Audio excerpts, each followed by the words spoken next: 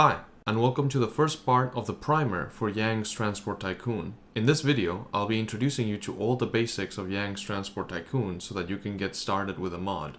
In this first part, we'll cover the basics of making steam engines, manufacturing locomotives, driving them, and constructing basic railways. Let's get started, shall we? The first thing you need to know is that everything is divided into tiers in order to make progression a lot smoother and to help divide the limit of what's reasonable to do in single player versus multiplayer.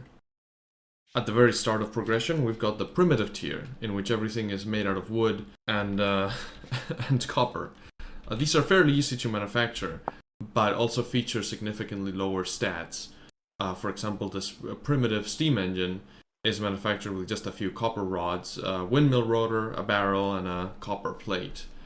With that, you will be able to then make your first haulage engine, which is a type of minecart. All it requires is a primitive steam engine, a brake, and a flatbed wagon, which also requires a copper rod.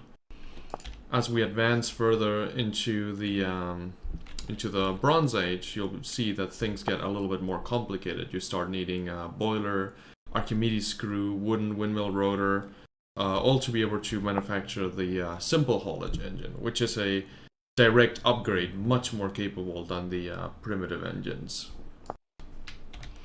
And of course, as you start to have much larger needs in multiplayer, you need to carry a lot of players, or there's just like a lot of trade goods, then you reach the higher tiers, such as the regular haulage engine, and potentially the advanced engine, if we can get that into our development schedule. You'll see that the tracks are also divided into tiers with wooden and metal ones. I'll be explaining the difference of those later. But before that, let's get started with the steam engines themselves. Now, you've already seen the recipe earlier, so we'll simply be grabbing right now an engine from here, alongside a torch, which will act as our ignition source, and we will also need some water. I've grabbed the bucket here, and of course, we cannot go anywhere in this tutorial without first wearing our conductor's hat. There you go, isn't that dandy? Let's walk over to the workshop over here, which, as you can see, has seen better days.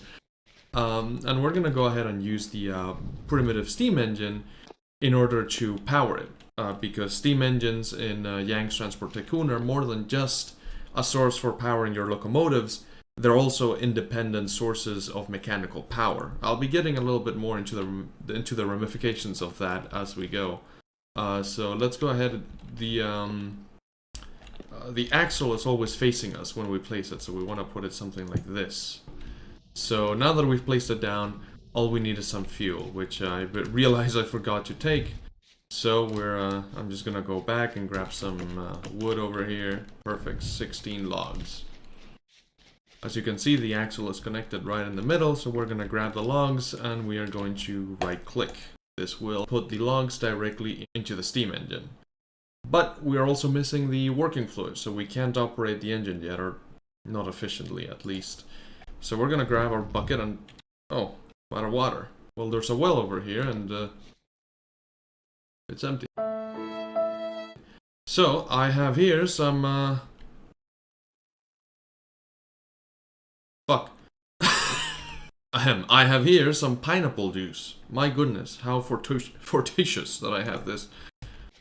We're going to go ahead and use the pineapple juice as the working fluid, because in Yang's Transport Tycoon, anything that is a liquid can be used as the working fluid. It's not going to be the most efficient. As you can see, the dynamic tooltip, which I'll get into later, is warning us about it, but it is going to work. So before I ignite the engine, what are we looking at like here? So as you can see, the engine's got its own collision boxes, it's all like independent, and we right click on it, we see a menu. I'll be explaining now what everything here does. So we've got the fuel slot in which we can put stuff, we've got the slot for the liquids where we can just grab back with another bucket, and as you can see now it's empty, so I'm gonna add it right back in. And here is the target temperature. You can slide this up and down, and it'll let you either throttle the target temperature so that it doesn't get as hot, or you can go past the maximum and tell it to just continue getting hot. The limit is set by this little red notch which is the red line level of the engine. Every tier of engine has a different red line, so of course the primitive engine can only go up to 800 Celsius before it gets dangerous. But later tier engines are able to run a lot hotter. Now what does that mean? What it means is that, as you can see here, every type of engine has different stats. So on top of their fluid capacity and maximum temperature, they also have a power level and an evaporation loss.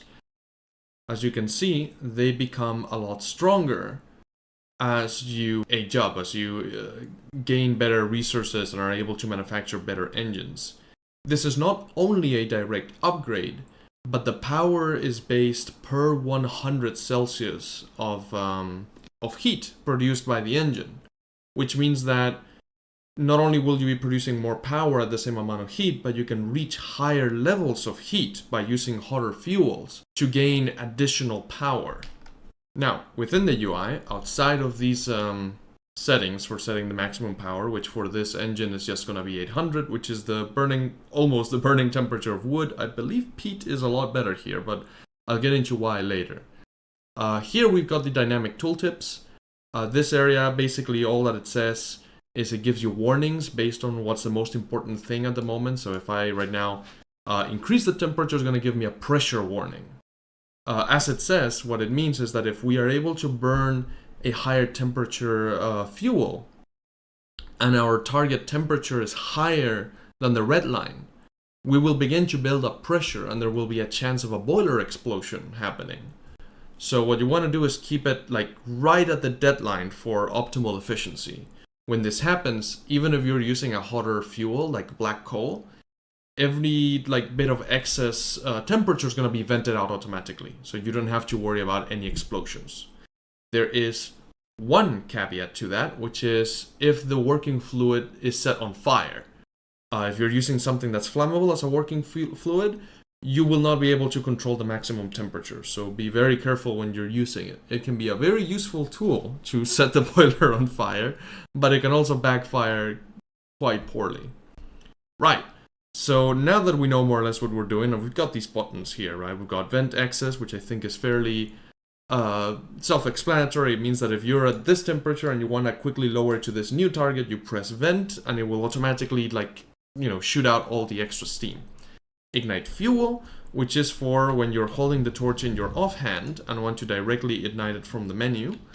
There is extinguish boiler, which will use the liquids in order to extinguish the maximum temperature. Now, if you're low on liquid, what you can do is lower the target temperature, vent the excess, and then extinguish it, which will require a lot less liquid. And then we've got the dump fluid, which is for when you just want to get rid of the fluid, you don't have a bucket or whatever, but you just want to get rid of it. With block engines, you can directly ignite them with a torch, like this. With locomotives, you'll have to hold it in the offhand. I'll get more into that later. Now our engine is on. As you can see, it's consuming quite a lot of water, very rapidly. We're evaporating. We've got 8 minutes of runtime, but that's fair enough. That's enough to make a couple plates. And as you can see, the temperature is rising.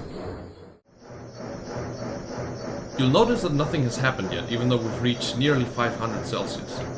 This is because the engine has not yet produced enough power to overcome the resistance of the mechanical set over here. As soon as we start reaching 600-700, we should be able to start to see movement happening over here. You can confirm whether or not movement is actually being produced by simply breaking the piece and looking at the axle directly. See here?